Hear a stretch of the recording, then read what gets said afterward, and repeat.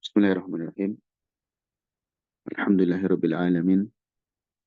Wassalatu wassalamu ala nabiyina Muhammadin khatamil anbiya'i wal mursalin wa ala alihi wa ashabihi wa man tabi'ahum bi ihsanin ila yaumil wa ba'du.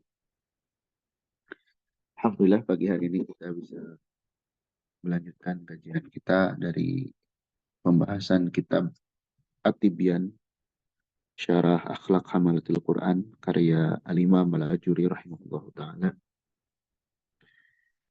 Dan kita masih di pembahasan seputar bagaimana sikap seorang muslim terhadap Al-Quran. Selain membacanya, dia juga diharuskan untuk berusaha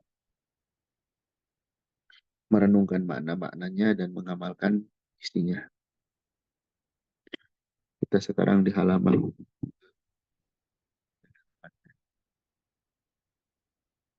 Baik, ada yang baca? Iya, Ustaz. Insyaallah Ustaz Ummu Ghifari. Ya. Silakan Ummu Ghifari. Assalamualaikum warahmatullahi wabarakatuh, Ustaz. Waalaikumsalam warahmatullahi wabarakatuh. Akhbaruna Abu Muhammad Yahya ibnu Muhammad Sa'id mengabarkan dari Abu Muhammad Yahya ibnu Muhammad ibnu Sa'id. Akhbaruna Al-Husain bin Al-Hasani Al-Marwazi mengabarkan Husain ibnu Hasan Al-Marwazi. Akhbaruna Ibnul Mubaraki. Akhbaruna Salim Al-Maki telah mengabarkan dari Husain, dari Hasan Al-Marwazi, dari Ibnu Mubarak. Akhbaruna Salim Al-Maki mengabarkan juga dari Salim Al-Maki. Anil Hasani qol, dari Hasan dia berkata, man ahabba an ya'lama mahu, barang siapa yang menginginkan agar dia mengetahui tentang dirinya atau tentang hakikat dirinya, falya'rid nafsahu 'ala al-Qur'an. Maka ya'rid ini yang pas apa, Ustaz? Persembahkan. Apa namanya? Ukur dirinya dengan Al-Quran. Maka ukur dirinya dengan Al-Quran. Selesaikan dulu matannya. Oh, nah, wa haddatsana Abu Muhammadin aidon, dan menceritakan juga dari Abu Muhammad, haddatsana Al-Husain qol, menceritakan dari Husain dia berkata, haddatsana Abdullah qol, menceritakan Abdullah qol dia berkata, haddatsana Abdul Malik ibn Abi Sulaiman, telah menceritakan Abdul Malik ibnu Abi Sulaiman, an Ata'in wa Qais bin Sa'adin, dari Ata' wa Qais ibn Sa'ad, an Mujahid fi qaulillahi ta'ala, dari Mujahid dalam firman Allah Ta'ala, a'udzu billahi minasyaitonir rajim, yatlunahu haqqa tilawatih. Dari Mujahid dalam firman Allah Ta'ala, mereka membaca Al-Quran dengan bacaan yang sebenar-benarnya. Surah Al-Baqarah ayat 121. Qala, ia berkata, ya'maluna bihi haqqu amalih. Mereka beramal dengan amalan yang sebenar-benarnya. Baik. Di sini ada asar ya dari Hasan Al-Basri rahimahullah. Barang siapa yang ingin tahu hakikat dirinya itu orang baik atau tidak, di atas kebenaran atau tidak, maka hadapkan. Fali'arid, hadapkan, atau ukur maksudnya, ukur dirinya tersebut dengan Al-Quran. Hadapkan kepada Al-Quran. Yakni ukuran baik atau tidak seorang muslim itu bukan hanya sekedar dari pandangan atau penilaian orang lain semata. Karena seorang muslim menilai orang lain, ya, itu menilai zahirnya. Menilai zahirnya saja. Yang tahu diri kita secara hakikat diri kita yang sesungguhnya adalah kita sendiri. Batin kita seperti apa. Nah, kalau seorang itu memperbaiki zahirnya saja, tapi batinnya tidak diperbaiki, walaupun manusia menilainya baik, pada hakikatnya dia tidak baik. Makanya di dalam Al-Quran banyak disebutkan, misalkan, Innallaha alimun bidzatis sudur. Allah itu maha tahu terhadap isi hati. Atau amalan-amalan yang lain. Misalkan ada suatu amalan yang dianggap ibadah, dilihat ada dalilnya atau tidak. Dari Al-Quran, dari As-Sunnah. Sehingga ukuran barometer diri kita atau orang lain itu dari Al-Quran, bukan sekedar perasaan. Kemudian juga ada asar dari Mujahid, ya, seorang tabi'in. Beliau salah satu muridnya Ibnu Abbas radhiyallahu anhu, tentang tafsir ayat yatlunahu haqqa tilawati. Para sahabat itu membaca Al-Quran, mentilawah Al-Quran dengan sebenar-benarnya. Apa yang dimaksud dengan tilawah? Kata Mujahid, yang dimaksud dengan tilawah adalah ya'maluna bihi haqqa amali. Beramal dengan Al-Quran, mengamalkan Al-Quran dengan sebenar-benarnya. Ya, mengamalkan Al-Quran dengan sebenar-benarnya. Sehingga makna tilawah ini lebih luas. Tidak hanya sekedar membaca lafadznya, tapi bagaimana mengamalkannya. Ya. Baik, penjelasannya. Nomor 2. Qauluhu man ahabba an ya'lama ma hu, dari perkataannya, barang siapa yang menginginkan ia mengetahui hakikat tentang dirinya, ai ma hadduhu minal iman, bagaimana bagiannya terhadap keimanan, wa ma qadaruhu minad din, dan bagaimana kadarnya terhadap agama, wa ma makanatuhu, dan bagaimana kedudukannya, wa ma manzilatuhu, dan bagaimana derajatnya, wa ma sya'nuhu, dan bagaimana urusannya, falya'rid nafsahu 'alal Qur'an, maka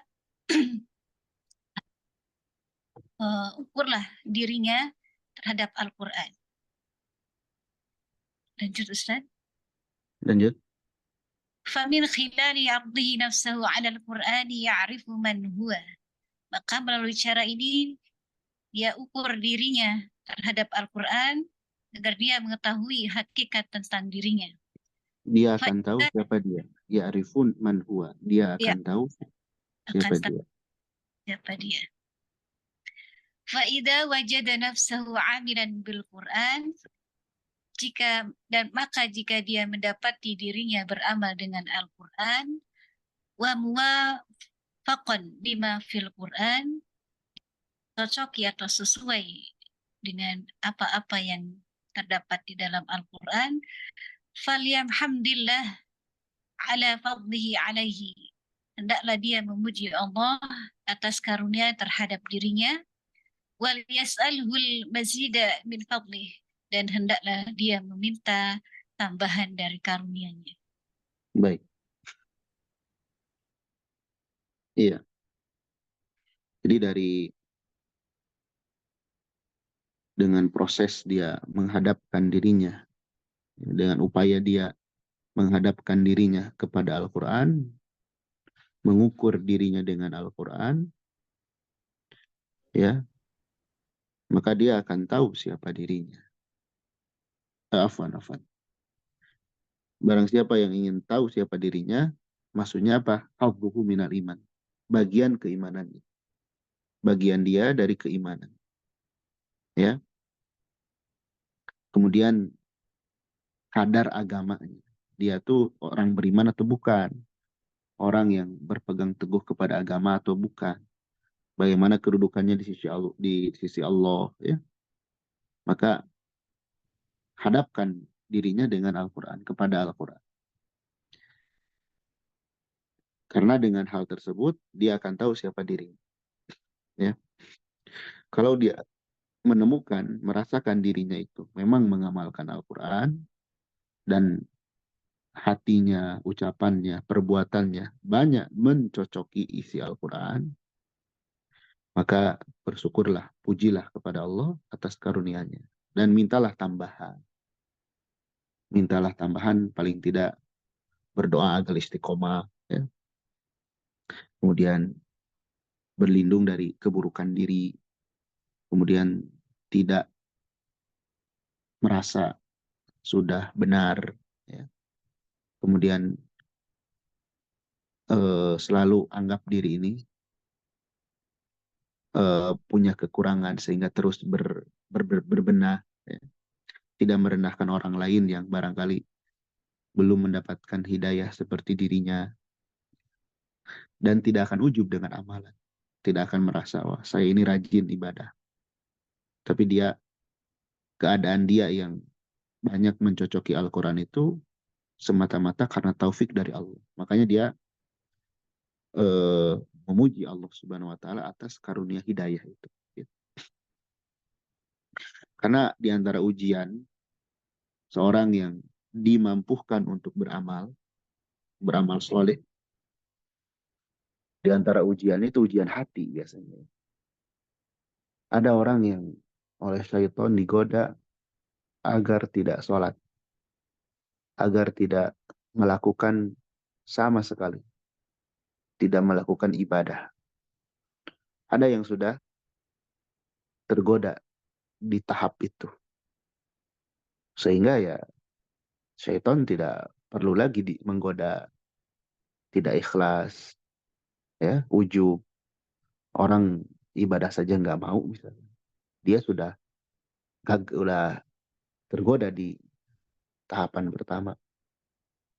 Tapi ada juga orang yang ketika digoda oleh syaitan untuk tidak beramal, dia lawan dan dia masih bisa memaksakan untuk beramal. Apakah syaitan diam? Tidak. Syaitan menggoda lagi dari sisi hati. Bagaimana hatinya tidak ikhlas.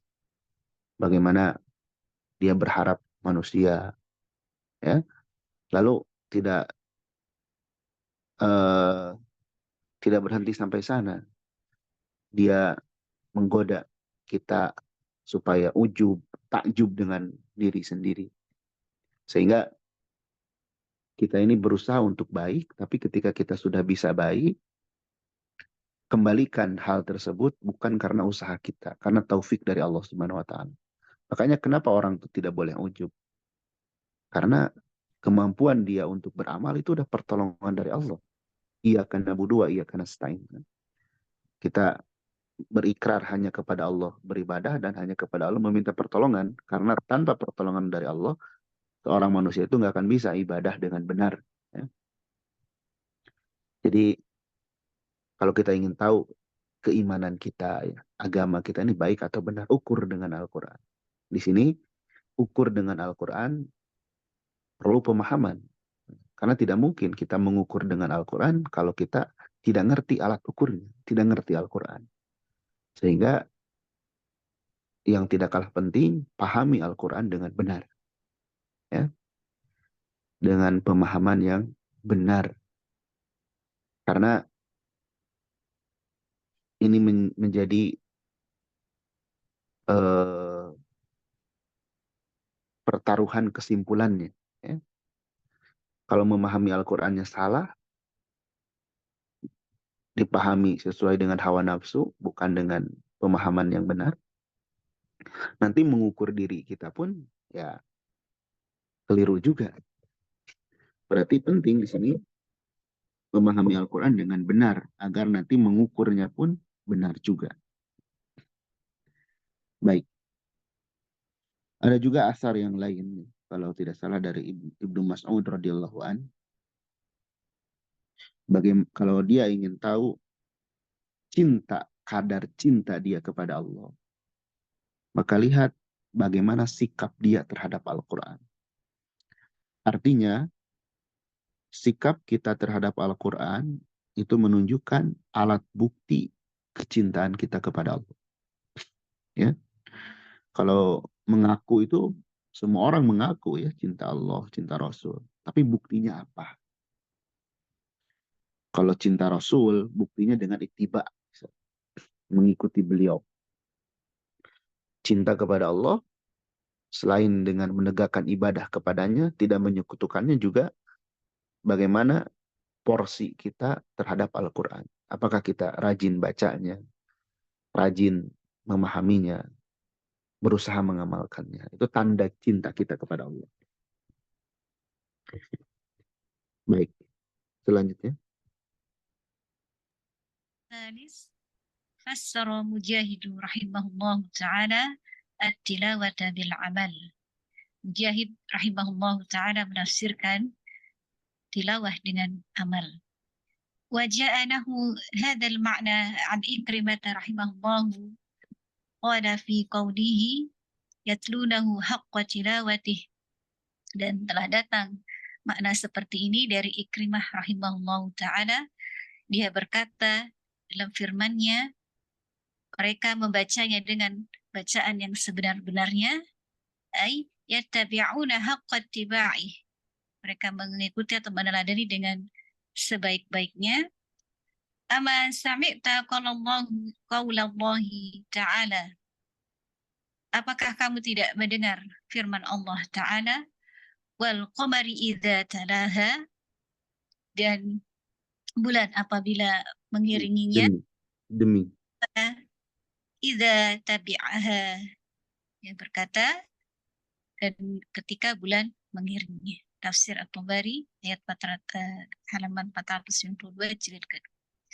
Famin ma'ani at-tilawati aydan al-ittiba'u, faqawluhu ta'ala yatlunahu haqqa tilawatih, ay ya'lamuna bih wa yattabi'una.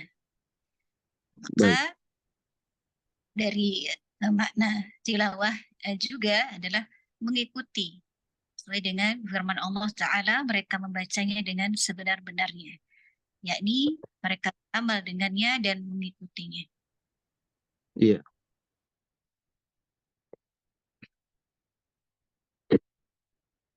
Ini terkait ayat yatlunahu haqqa tilawatih. Ya. Para sahabat terdahulu, mereka mengamalkan Al-Quran dengan sebenar-benarnya. Mengikuti Al-Quran.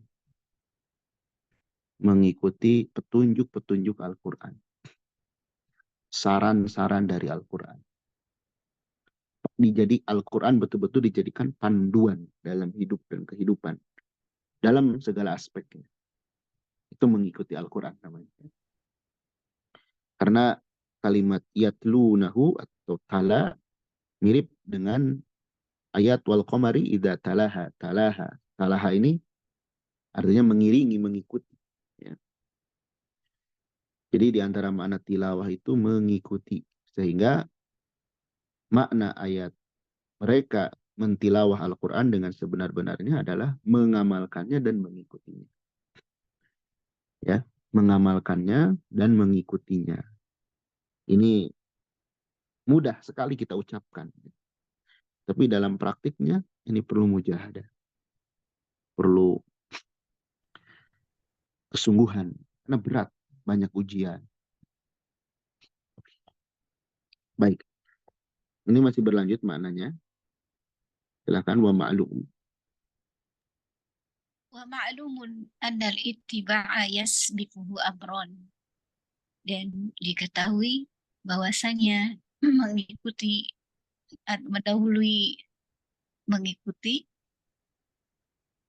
mendahului dua perkara. Mendahulunya dua perkara. Al-qira'atu wat tadabburu lil Qur'an, membaca dan mentadaburi Al-Qur'an.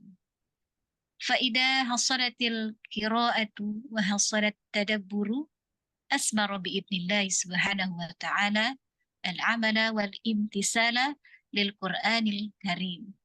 Maka jika telah tercapai qiraah atau bacaan Al-Quran, salat tadabbur, dan telah tercapai dari tadabbur membuahkan atas izin Allah amalan dan perintah dari Al-Quran, dari Imtisal itu pelaksanaan ya. pelaksanaan dari Al-Quran Karim. Fal'amalu bil Qur'ani yu'addu tilawatan lil Qur'an, dan beramal dengan Al-Quran dianggap sebagai tilawah Al-Quran. Idza shalaita fa salatuka tilawatun lil Qur'an. Maka ketika engkau salat, maka salatmu adalah sebagai bentuk tilawah Al-Quran. Wa idza sumta fa siyamuka tilawatun lil Qur'an. Dan jika engkau puasa, maka puasamulah sebagai bentuk dari tilawah Al-Quran. Wa idza hajjata baitallah wa'tamarta. Dan ketika engkau haji ke Baitullah dan umrah, wa hajjuka wa'timaruka tilawatun lil Quran. Maka hajimu dan umrahmu adalah sebagai bentuk dari tilawah Al-Quran. Wa idza tasaddaqta wa bararta walidaik. Dan ketika engkau bersedekah dan berbuat baik kepada kedua orang tuamu, wa wasalta rahimaka, dan ketika menyambung tali silaturahim, wa sadaqta fi hadisika, kullu hadza yu'addu tilawatan lil Qur'an. Dan ketika engkau berkata jujur pada perkataanmu, ini semua adalah dianggap sebagai bentuk tilawah Al-Quran. Falaysat tilawatu mujarradal qiraati li hurufihi, dan bukanlah tilawah Al-Quran itu semata-mata dengan membaca huruf-hurufnya. Wala mujarradal fahma li ma'ani, dan karena semata-mata memahami dengan maknanya. Bal aydan al-amalu bil Quran, fal amalu bil Quran yu'addu tilawatan lil Quran. Akan tetapi beramal juga dengan Al-Quran. Maka beramal dengan Al-Quran itu dianggap sebagai tilawah Al-Quran. Baik. Di sini Syekh Abdul Razak hafizahullah memperluas ya makna tilawah. Kata beliau, sebagaimana yang telah diketahui ya, mengikuti Al-Quran atau mengamalkan Al-Quran itu didahului oleh dua perkara. Artinya seorang itu sebelum mengamalkan Al-Quran atau mengikuti Al-Quran, ada dua perkara yang tidak bisa lepas dari apa? Yaitu membaca. Membaca Al-Quran, baik membaca lafaz maupun makna, ya. Kemudian mentadaburi Al-Quran. Jadi tahapannya seperti itu. Ya. Karena ketika seseorang itu mampu membaca, bisa membaca, kemudian tadabbur, maka hal tersebut akan membuahkan dengan izin Allah kepada amal dan melaksanakan perintah Al-Quran. Sehingga kalau kita lihat tahapannya ya, Al-Quran itu dibaca ini baik lafaz ataupun makna,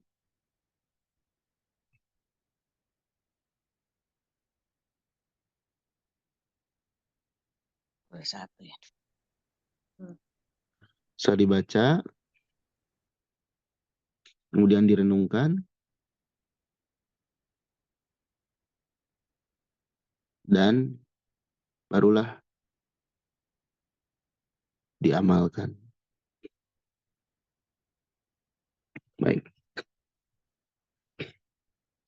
Karena gak mungkin seorang itu beramal kalau dia tidak bisa membaca atau dia tidak memahami. Dan membaca di sini qiraah meliputi lafaz dan makna, bukan lafaz saja. Sehingga di sini lebih umum tilawah itu mencakup tiga perkara ini. Membacanya, memahaminya dan mengamalkannya. Ya, jadi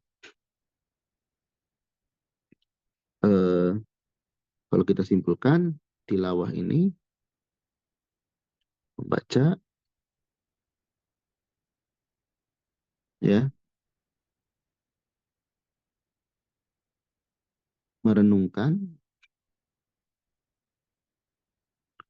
dan mengamalkan.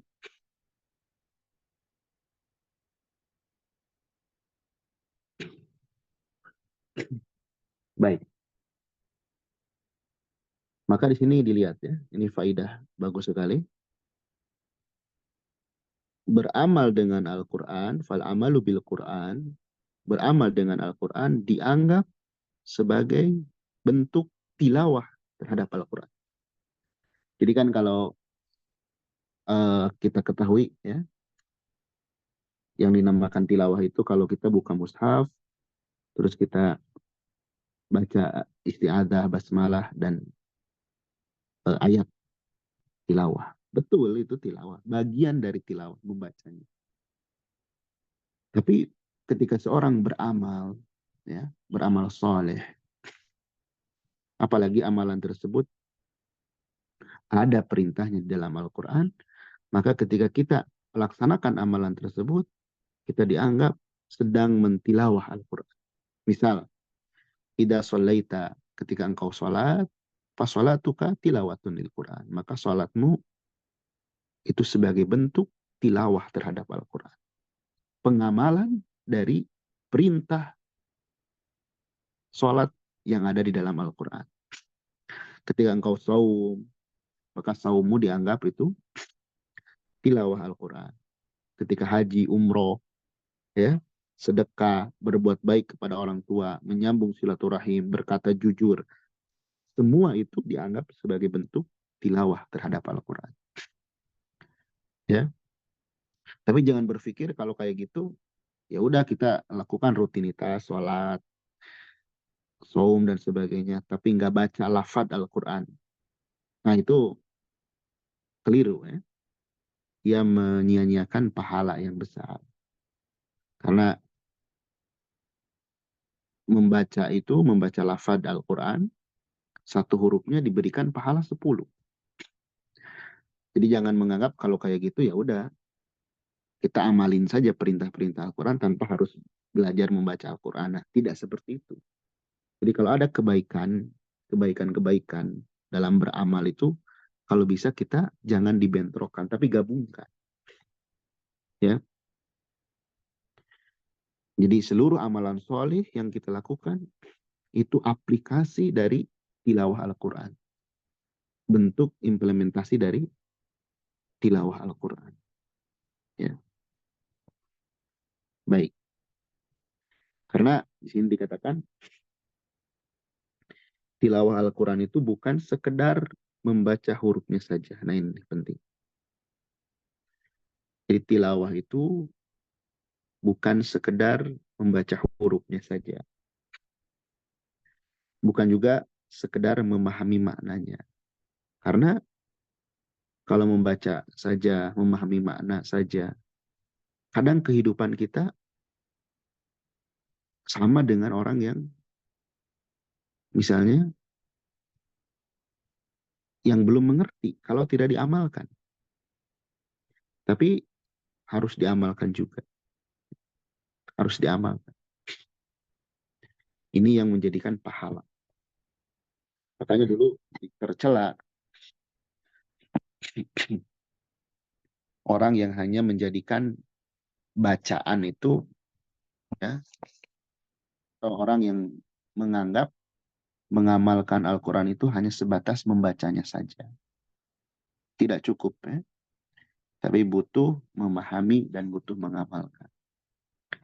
Ini luasnya makna dari tilawah. Baik, kita lihat di tafsir ya.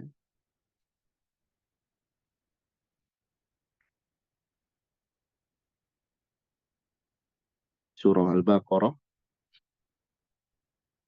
ayat 121.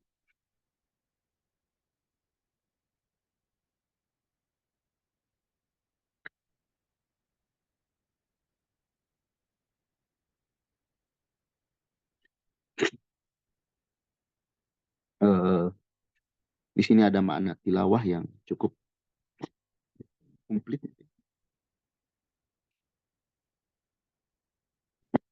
Kita lihat. Wa qawluhu ta'ala alladziina atainahumul kitaba yatlunahu haqqa tilawati. Orang yang mereka diberikan Alkitab. Siapa mereka? Kata Qatada, yang dimaksud mereka ini adalah sahabatnya, para sahabat Rasul Shallallahu Alaihi Wasallam. Jadi mereka diberikan kitab, maksudnya diajarkan oleh Nabi Shallallahu Alaihi Wasallam secara langsung. Mereka diajarkan Al-Quran. Ya, mereka mentilawah Al-Quran dengan sebenar-benarnya. Lihat, di sini menunjukkan keutamaan. Ya. Sahabat itu diajari langsung oleh Nabi Shallallahu Alaihi Wasallam, dan mereka menyikapi Al-Quran setelah mereka diberikan Al-Quran, diajarkan Al-Quran, mereka mentilawahnya. Ya. Mereka mentilawahnya. Apa yang dimaksud dengan mentilawahnya? Di sini di antara tafsir yang paling komplit, di sini dikatakan waqala Abul Aliyah qala Ibnu Mas'ud walladzi nafsi biyadih. Nah ini, inna haqqa tilawati, yang dimaksud dengan haqqa tilawati, sebenar-benarnya tilawah adalah ayyuhilla halalahu ayyuhadrima haramahu, menghalalkan apa yang dihalalkan oleh Al-Quran. Kata Al-Quran halal, halal, jangan dirubah. Wa yuharrima haramahu, mengharamkan apa-apa yang diharamkan oleh Al-Quran. Kata Al-Quran haram, haram. Tidak boleh disamarkan. Menerima hukum apa adanya di dalam Al-Quran. Kecuali ada penjelasan dari para ulama terkait hukum tersebut. Jangan misalkan kata Al-Quran A, terus kita menawar. Banyak hukum-hukum di Al-Quran yang sudah jelas. Kehalalan dan keharamannya. Tinggal kita terima. Sebutkan itu halal, sebutkan itu haram. Jangan dikaburkan hukum itu. Kemudian, itu makna yang pertama. Ya. Kemudian, wa yaqra'ahu kama anzalahullah. Membacanya sebagaimana yang telah Allah turunkan. Jadi Al-Quran itu, atau tilawah Al-Quran itu artinya membacanya sebagaimana yang Allah turunkan. Membacanya dengan benar.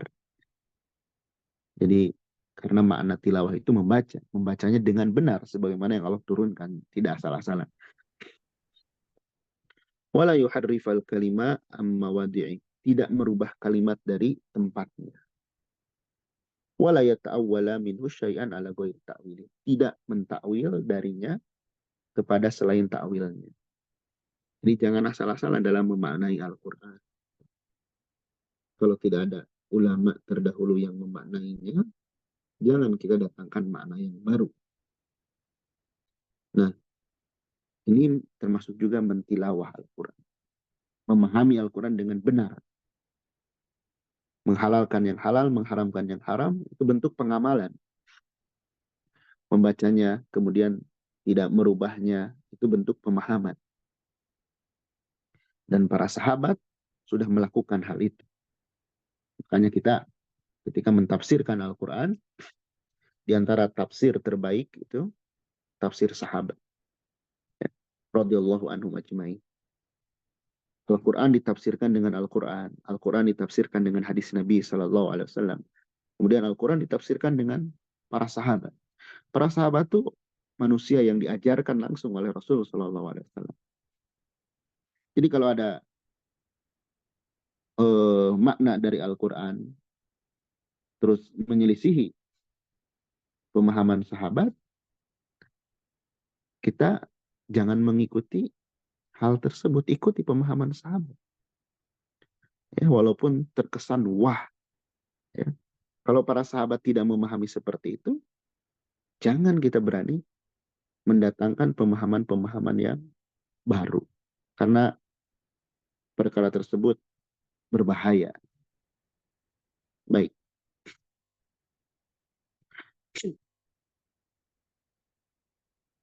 matanya ke atas.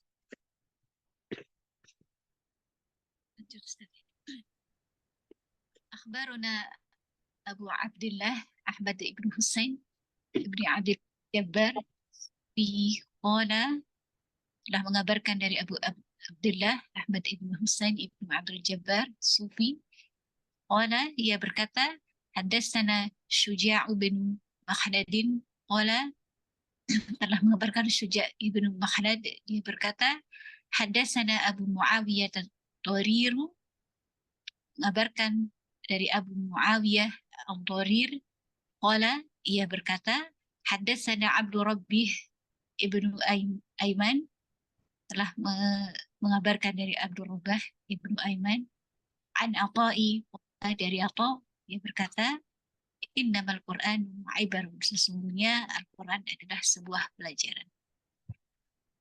Wa qabla an adhkura akhlaq ahli Al-Quran, sebelumnya sudah menyebutkan tentang akhlak pengemban Al-Quran, wa ma yanbaghi lahum ayyata'addabu bih, dan sudah semestinya bagi mereka mengambil adab dengan Al-Quran. Adhkuru fadla hamalatil Quran, aku akan menyebutkan tentang keutamaan pengemban Al-Quran. Liyarghabu fi tilawati, agar mereka termotivasi untuk membacanya. Wal amali bih, dan beramal dengannya. Wa tawadhu'i liman ta'allamu minhu au 'allamu, dan mengambil sikap tawadhu atau rendah diri dengan apa-apa yang mereka pelajari darinya atau mengajarkannya. Baik. Syarah Di sini ada, sebentar. Di sini ada asarnya dari Atha. Beliau berkata, Al-Quran itu berisi pelajaran-pelajaran. Ya. Ada ibroh-ibroh di dalam Al-Quran bagi yang merenungkan. Jadi kalau kita merasa Al-Quran ini tidak memberikan inspirasi kepada hidup kita, lebih senang terinspirasi dengan perkataan manusia biasa, itu perbaiki lagi cara berinteraksi kita dengan Al-Quran. Ya.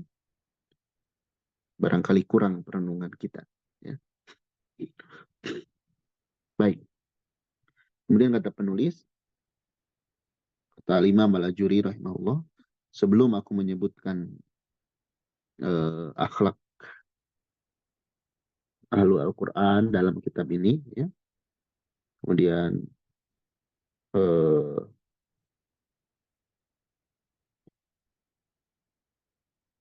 menyebutkan adab-adab apa saja yang harus ada, beliau ingin menyebutkan dulu keutamaan penghafal Al-Quran.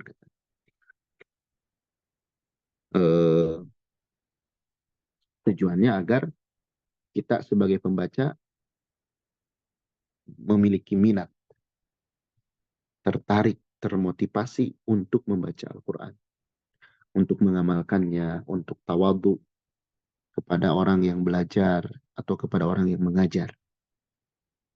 Ya. Jadi dimotivasi dulu kata beliau. Karena memang kitab ini cukup komplit ya dalam bab adab, bukan hanya, jadi bukan belajar tajwid di sini, tapi bagaimana adab kita ketika belajar.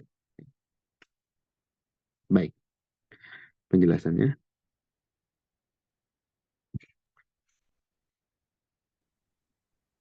Qauluhu, innamal Qur'anu ibarun, sesungguhnya Al-Quran adalah terdapat pelajaran-pelajaran. Ai fihi mawa'idun wa ibar, di dalamnya terdapat nasihat-nasihat dan pelajaran. Fihi ma ya'tabiru bihil mu'tabir, dan di dalamnya juga terdapat pelajaran bagi orang-orang yang ingin mencari atau mendapatkan pelajaran. Wa yata'idhu bihil mutta'i, dan terdapat juga nasihat-nasihat bagi orang-orang yang ingin mendapatkan nasihat. Kama qala ta'ala, sebagaimana dalam firman Allah Ta'ala, billahi minasyaitonir rajim, laqad kana fi qasasihim ibratun li ulil albab. Sungguh terdapat di dalam kisah-kisah mereka pelajaran bagi orang-orang yang berakal. Walakin al-i'tibaru bi'ibaril Qur'an, akan tetapi mengambil pelajaran dengan pelajaran Al-Qur'an. Wal itti'adha bimawa'idhihi la yatahayya likulli ahadin. Dan nasihat dengan nasihat di dalam Al-Quran tidak tersedia bagi setiap individu. Wala yahsunu likulli ahadin, dan juga tidak bisa dicapai bagi tiap-tiap individu. Wa innama yahsulu liman wafaqahu Allahu li husni lil Quran inda tilawatihi. Dan sesungguhnya ini bisa dicapai bagi orang-orang yang mendapatkan taufik dari Allah dengan tadabbur Al-Quran yang baik ketika tilawah Al-Quran. Aw inda sama'ihi, atau ketika dia mendengarkan Al-Quran. Lanjut Ustaz. Ya, nomor 2. Tsani yakni baina yadaya dzikri akhlaqihim adhkuru syai'an minan nususi wal adillati fil fadli hamalatil Quran. Yang kedua, yakni di antara penyebutan akhlak mereka, adhkuru syai'an minan nususi, aku sudah menyebutkan segala sesuatunya dari nas-nas dan dalil-dalil di dalam keutamaan pengemban Al-Quran. Tahfizan lil himan. Tahfizan ini Pak Ustaz, memunculkan, Memotivasi sebagai memunculkan semangat, wa taqwiyatan lirrabati fi tilawatil Quran, dan memberikan penguatan terhadap motivasi di dalam membaca Al-Quran. Wal amali bih, dan beramal dengannya. Wa tawadhu'i liman ta'allamu minhu aw 'allamu, dan mengambil sikap tawadhu atau rendah diri bagi orang-orang yang ingin mempelajari dengannya atau Al-Quran atau beramal dengannya.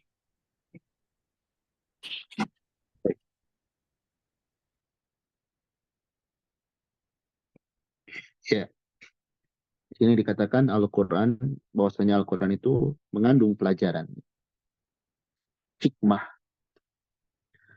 nasihat. Intinya di sana, ya. Ada ibrah yang bisa diambil oleh orang yang berfikir. Seperti firman Allah, laqad kana fi qasasihim ibratul liulil albab. Sungguh terdapat ibrah di dalam kisah mereka, kisah Nabi Yusuf dan saudaranya. Bagi siapa? Bagi orang yang memiliki akal. Jadi Al-Quran itu banyak pelajarannya. Tapi tidak serta-merta semua orang bisa memahaminya. Pengajaran tersebut akan terasa bagi orang yang memiliki akal. Ya, contoh. Ketika orang berbicara atau ia berbicara tentang surah Yusuf, para ulama mengambil pelajaran lebih dari ribuan pelajaran faidah dari kisah itu tentang keimanan, keikhlasan, ya, para ulama.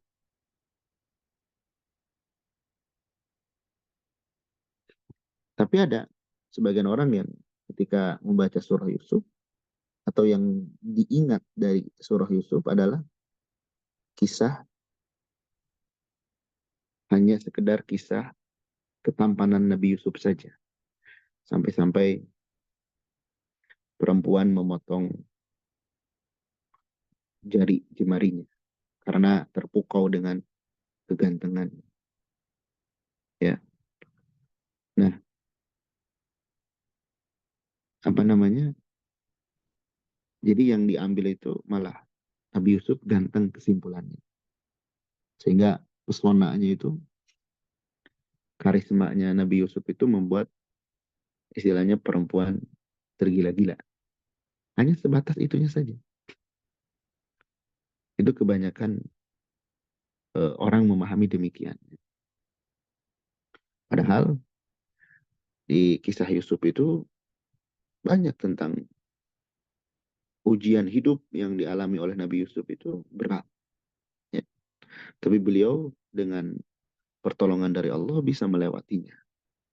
Ujian kesabaran, ujian difitnah, dizolim, bahkan diberikan ujian kesenangan juga. Ya. Bagaimana beliau bisa bersabar ketika taat, bersabar dalam menjauhi maksiat, dan bersabar ketika menghadapi musibah. Nah, itu ibroh-ibroh itu yang kemudian menguatkan keimanan kita. Kalau hanya sekedar seperti tadi misalkan yang diingat itu kegantengannya saja, ya, nah itu pengaruh keimanan ke dalam diri kita tidak terlalu signifikan. Ya. Baik. Jadi dalam Al-Quran itu banyak pelajaran. Hanya saja pelajaran tersebut tidak kemudian ya cocok atau bisa untuk semua orang. Ya. Tapi pelajaran tersebut, ibroh tersebut bagi orang yang Allah berikan taufik ini untuk memperbaiki tadabbur, untuk mentadaburi Al-Quran dengan baik ketika membacanya atau ketika mendengarnya. Jadi yang akan sampai kepada hikmah itu orang yang rajin membaca, dan ketika dia membaca atau mendengarkan ayat Al-Quran, dia merenungkan dengan baik, kemudian Allah berikan taufik kepada dia untuk mendapatkan pengajaran dari ayat yang dia baca. Makanya latih diri kita, upayakan diri kita agar bisa menadaburi Al-Quran. Ya. Agar bisa menadaburi Al-Quran, mengambil ibroh, pelajaran, yang pelajaran tersebut bisa merubah hidup kita ke arah yang lebih baik yang Allah inginkan. Ya. Merubah kekasaran hati kita, kerasnya hati kita, merubah kekasaran lisan kita, merubah cara pandang kita dalam kehidupan, ya, mengubah akhlak kita. Nah, itu baru bermanfaat. Adapun seperti tadi, ini contoh sederhana saja ya. Ketika orang yang diingat misalkan baca surah Yusuf, yang diingat tuh kegantengannya saja, misal ya. Nah, itu manfaatnya kurang kurang maksimal. Atau yang diingat itu misalkan perempuan yang sedang mengandung baca surah Yusuf agar ganteng. Atau baca surah Maryam agar cantik, agar soleh dan solehah misalkan ya. Ada yang seperti itu di masyarakat. Dan itu tidak benar ya. Al-Quran seluruhnya mengandung ibrah. Kalau berpemahaman seperti itu, nanti gimana kalau baca surah jin? Apakah anaknya akan seperti jin? Kan tidak seperti itu. Ya. Jadi ibrah itu pelajaran-pelajaran yang kemudian akan menguatkan keimanan kita. Baik. Lalu tadi beliau sebutkan, sebelum beliau menyebutkan akhlak ini ya, karena buku ini spesial, pokoknya tentang akhlak seorang yang belajar itu seperti apa, sikap terhadap Al-Quran itu sebagaimana. Beliau ingin menyebutkan dalil-dalil nas-nas tentang ini, keutamaan penghafal Al-Quran.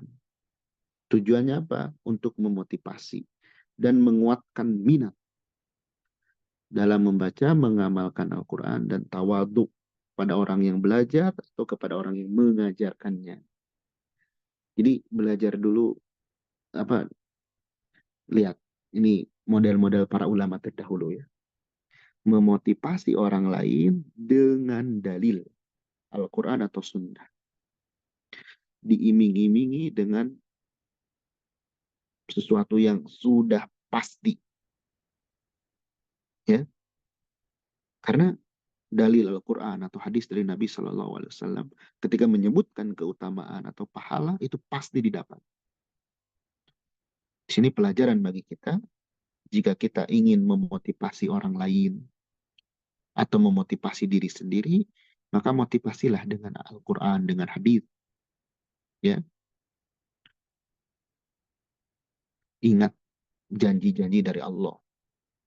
Karena ada seorang itu yang selalu butuh motivasi dari manusia, ya. Lebih apa namanya?